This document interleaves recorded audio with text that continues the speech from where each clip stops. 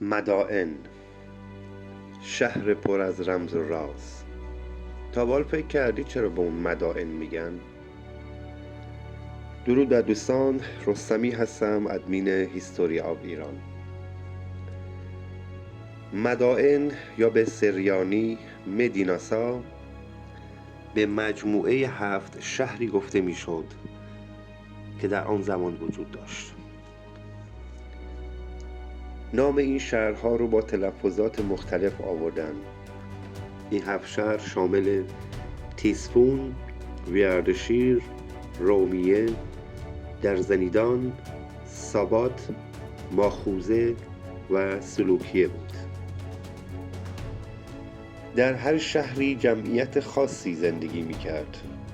کاخ شاهان و اشراف در تیسفون و ویاردشیر قرار داشتند. رومیه مخصوص صنایع پیشرفته بود. ماخوذه محل زندگی یهودیانی بود که از دوره هخامنشیان در این شهر زندگی می‌کردند و به زرگری و صرافی مشغول بودند. در واقع سران قبایل یهودی در ماخوذه زندگی می‌کردند. شهرهایی زیبا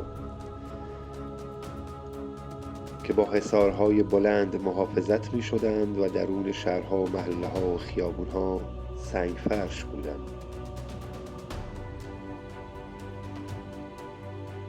این 7 شهر در دو سوی شرق و غرب دجله قرار داشتند و مردمانش از ثروتمندترین افراد اون زمان دنیا بودند.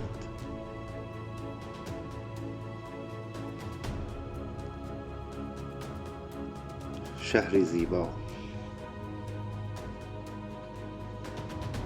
پس از حمله اعراب به ایران آرام آرام شهرها خراب شدند.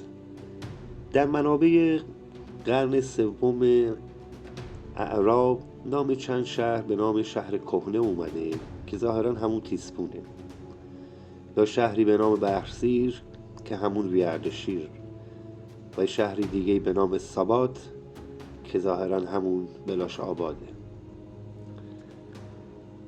جالبه بدونید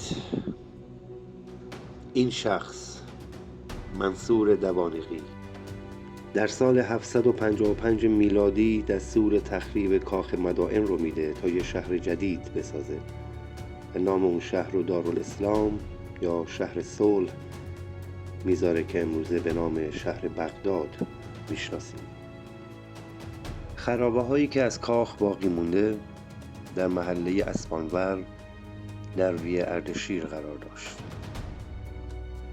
پیروز و پایدار و سر بلند باشید.